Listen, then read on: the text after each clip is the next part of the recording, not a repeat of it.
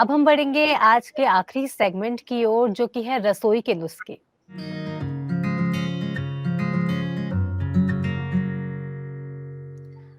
रसोई के नुस्खों में मेरा आपसे पहला सवाल है मैम कि हल्दी पर आज हम बात करने जा रहे हैं। हल्दी के फायदे और नुकसान के बारे में आपसे जानेंगे।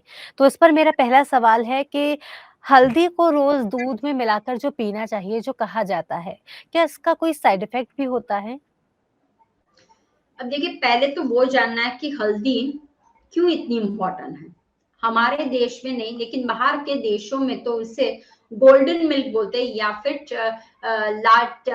येलो लाटा भी बोलते हैं, या गोल्डन लाटा भी बोला जाता है उसको, राइट। टर्मरिक लाटा भी बोला जाता है, और वो $10 में बिकता है एक का।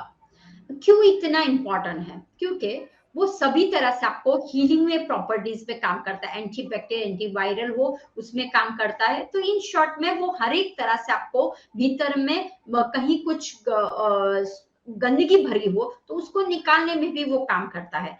तो हल्दी इट्स वेरी इंपॉर्टेंट, लेकिन हमेशा ध्यान रखिए कि कोई चीज अगर अच्छी है तो उसको बहुत कंज्यूम करना भी बहुत अच्छी बात नहीं है। जितनी है उतनी मात्रा में लो तो कोई प्रॉब्लम नहीं। पर्सन टू पर्सन, कि अगर किसी को क्या बीमारी है, अगर नॉर्मल व्यक्ति है तो वो गोल्डन मिल्क हर रोज ले सकता है। लेकिन अगर उसको कोई बीमारी है, जैसे डायबिटीज है या वो प्रेग्नेंट है, तो वो नहीं ले सकते हैं, क्योंकि उसकी भी कोई एक साइड इफेक्ट्स उसकी होती है। तो बस ध्यान रखना है, अगर आप नॉर्मल हो, कोई भी प्रॉब्लम्स नहीं है आपके भीतर में, तो आप वंस इन डे आप गोल्डन मिल्क का इस्तेमाल रात को सोने से पहले कर सकते हो। मैम इसी पर मेरा अगला सवाल है कि अगर जैसा कि आपने बताया कि गोल्डन मिल्क जो दूध में हम हल्दी डालकर पीते हैं वो बहुत ज़्यादा फ़ायदेमंद रहता है। तो इसी पर मैं आपसे जानना चाहूँगी कि हमें 1 ग्लास दूध में कितनी हल्दी डालकर पीना चाहिए? हाँ, अब देखिए, ये बहुत ही सही में इम्पोर्टेंट क्वेश्चन, इसलिए मैं बोलती हूँ कि लोगों को सही मार्गदर्शन नहीं होता और उसके लिए उसको खतरा दिखाई देता है, इसीलिए उसको एलर्जीज दिखने को मिलती है। जब आप गोल्डन मिल्क प्रॉपर तरीके से नहीं बनाते हो तो वो क्या हो जाता है, वो जो हल्दी का जो भुक्का होता है वो ऊपर रहता है। अब हल्दी में कुरकुरापन होता है, तो वो क्या करता है कि वो एलर्जी में ट्रांसफर कर देता है। तो बस वो ध्यान रखना है, उसको मेथड क्या होनी चाहिए। एक्चुअली नेचुरोपैथ में हम दूध को भी अवॉइड करते हैं, फिर भी अगर लेना है तो 1 ग्लास पानी, 1 ग्लास गाय का दूध ले लीजिए, दोनों को मिक्स कर लीजिए, 2 कप हो गए।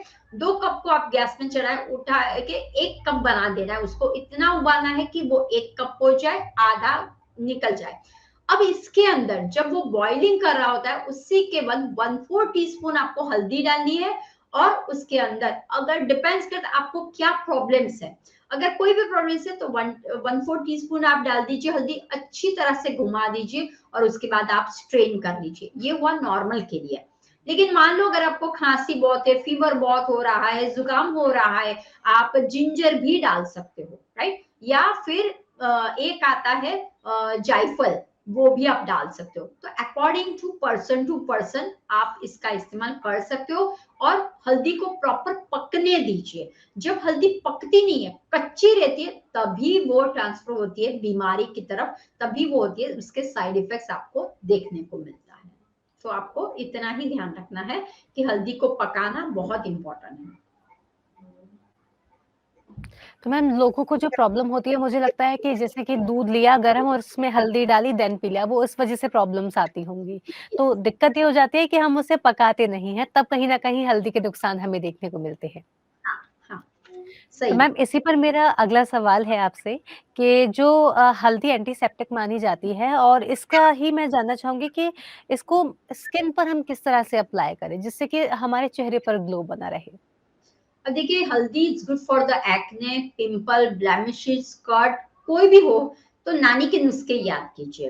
क्योंकि हल्दी एंटीसेप्टिक का काम करती है, तो स्किन में कहीं ना कहीं वे पे हमारे धूल मिट्टी है या एलर्जी है या कुछ ना कुछ पिंपल्स हो जाए, स्पॉट्स हो जाते हैं, एक्ने हो जाते हैं, ब्लेमिश हो जाए, कट हो जाते हैं, या फिर हमारी स्किन में जो ऊपर की लेयर होती है उसमें से गंदगी नहीं निकलती है। तो इसके लिए बहुत अच्छा रहता है। आपको क्या करना है, दही सबके घर पे होगा, दही ले लीजिए, हल्दी डाल दीजिए, मिक्स कर लीजिए। अब हल्दी और दही डालने के बाद उसको बॉन्डिंग के लिए आपको क्या करना है, घर पे कोई भी आटा हो, आइदर आपके पास व्हीट का करकरा आटा हो वो डाल सकते हो, आइदर आपके पास जौ का आटा हो, ओट्स का आटा हो, या बेसन हो, चिकपीस का आटा हो, या राइस फ्लोर का आटा हो, कोई भी ऑप्शन मैं आपको दे रही हूँ वो डाल दीजिए फॉर द बैंडिंग। वो डालने के बाद कॉफी को ऐड कर दीजिए, थोड़ा सा कॉफी और हनी, ठीक है, डाल दीजिए, और फिर बाद में नींबू के 2-3 ड्रॉप्स डाल दीजिए, मेक अ पेस्ट और अप्लाई। अब ये दो काम करेगा, एक तो एक्सफोलिएशन का काम करेगा और एक मास्क का काम करेगा। जब 10 मिनट्स हो जाए उसके बाद आपको क्या करना है, वेट करके हाथ को थोड़ा सा गीला कीजिए और सर्कुलेशन करके उसको निकाल दीजिए। तो आप देख सकोगे कि it's one type of glowing, और स्किन में से जो डेड स्किन से उसको भी निकाल देगा, और जहां पे अगर आपको लग रहा है कि कहीं ना कहीं मेरे स्किन में दाग धब्बे या कहीं ना कहीं मेरी स्किन में सरफेस में गंदगी है, वो भी निकालने का काम। Thank you so much ma'am इतनी सारी नॉलेज हमारे साथ शेयर करने के लिए। इसके साथ ही मेरा आज का आपसे आखिरी सवाल है, जिससे कि पॉल्यूशन भी बढ़ रहा है और मौसम भी बदल रहा है। दोनों चीज़ें हैं, तो ऐसे में अस्थमा के रोगियों को भी बड़ी परेशानियों का सामना करना पड़ रहा है और इसके साथ ही लोगों को खाँसी-ज़ुकाम भी बहुत हो रहा है। तो ये लोग किस तरह से हल्दी का सेवन करें? जैसे हमने अभी बात की कि हल्दी के बहुत फायदे हैं, जैसे जी। आपको हल्दी फीवर में काम कर सकता है, जोड़ों में काम कर सकता है, कॉन्स्टिपेशन में काम कर सकता है, दूसरा इम्यूनिटी बढ़ाने में, एंटी बैक्टीरियल एंटी वायरल के लिए और खास पाचन के लिए।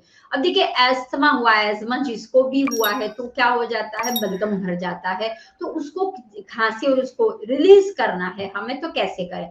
तो एक ध्यान रखना, 1 ग्लास आप जो मिल्क लेते हो, 1 ग्लास मिल्क लेते हो, उसके अंदर आपको क्या करना, 1 टेबल स्पून हल्दी डालनी है और अच्छी तरह से 3 मिनट तक उबालना है और उसके बाद उसको लेना है।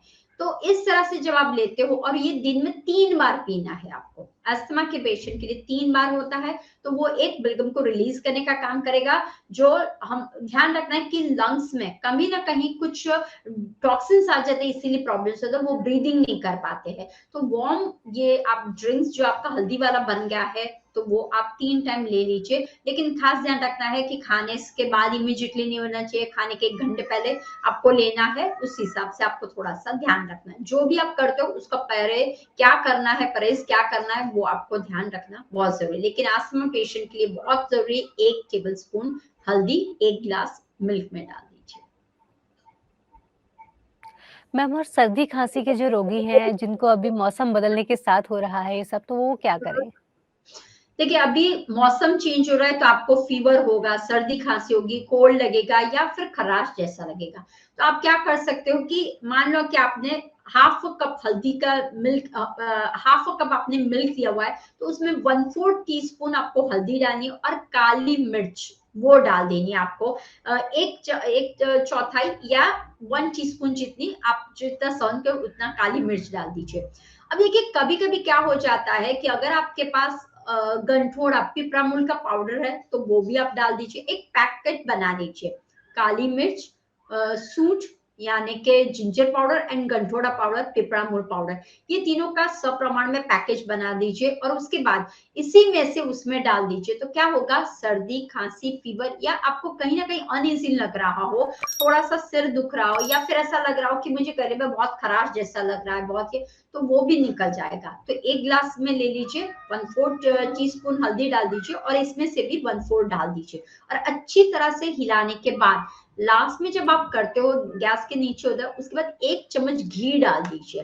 घी डालने के बाद बस आपको क्या करना है, सिप सिप करके पीना है, गटागट करके नहीं, क्योंकि पूरा यहाँ से भीतर से जाना बहुत जरूरी है, तो ही ये फायदा करेगा। अगर आपने गुटुक से पी लिया तो नहीं होगा। तो आपको क्या करना है, सॉसर जो हमारी डिश है ना, कप और सॉसर होता है, तो सॉसर में रकाबी में आपको लेना है और अच्छी तरह से सिप सिप करके, जैसे चाय कैसे पीते हैं ना, वैसे ही चाय नहीं मिली लेकिन ये हमें पी लेना है। तो आप देख सकोगे कि रात को सोने, क्योंकि ये अनिद्रा, देखिए कफ एंड कोल्ड में अनिद्रा का भी होता है, नींद नहीं आती, सिर दुखता है, सब कुछ होता है, तो इसमें आपको बहुत फायदा करेगा। अनिद्रा के कोई पेशेंट अगर आते हैं तो उनके लिए भी ये फायदा कर सकता है। तो कफ एंड कोल्ड, फीवर और डाइजेशन, एवरीथिंग के लिए ये आप बहुत ही अच्छी रेमेडी है। रात को रोज रात को सोने से पहले आप ये कंज्यूम कर लीजिए। जी। Thank you so much ma'am, जितना सारी जानकारी, जितनी सारी नॉलेज आपने आज हमारे साथ शेयर करी कि हम जो मौसम बदल रहा है, इसको देखते हुए हम किस तरह से हम हल्दी का सेवन करें और इसके साथ ही आपने फैटी लिवर के बारे में भी काफ़ी सारी जानकारी हमारे साथ शेयर की, इससे बचाव के भी आपने उपाय बताए। इसके साथ ही मैम बहुत-बहुत धन्यवाद करना चाहूँगी आपका, आपने अपने कीमती वक़्त में से कुछ वक़्त हमारे लिए निकाला और हमारे व्यूअर्स के लिए उनके इतने सवालों के भी जवाब दिए। बहुत-बहुत धन्यवाद मैम। धन्य तो दर्शकों, आज के इस एपिसोड में हमने काफ़ी सारी चर्चा की डॉक्टर देवयानी जोगी के साथ। हमने जाना कि फैटी लिवर आखिरकार क्या होता है, इसको हम कैसे ख़त्म कर सकते हैं और अपनी फूड हैबिट्स को चेंज करके हम इसमें कितना कुछ बचाव कर सकते हैं और अगर हो जाता है, तो कैसे इसको क्योर कर सकते हैं। इसके साथ ही हमने प्रकृति के समाधान में आप सभी के सवालों के जवाब हमने मैम से पूछे और इसके साथ ही आज के आखिरी सेगमेंट यानी कि रसोई के नुस्खों में हमने जाना कि हल्दी कितनी ज़्यादा कारगर साबित हो सकती है कि अगर इसको राइट क्वांटिटी में लिया जाए और सही तरह से लिया जाए। तो दर्शकों, इसी के साथ आज के इस एपिसोड में तो बस इतना ही, लेकिन फिर होगी आपसे मुलाकात पीएमसी हिंदी के नारी बैक टू नेचर के एक और एपिसोड के साथ। तब तक के लिए आप कहीं मत जाइए, आप बने रहिए हमारे साथ, देखते रहिए पीएमसी हिंदी चैनल। नमस्कार।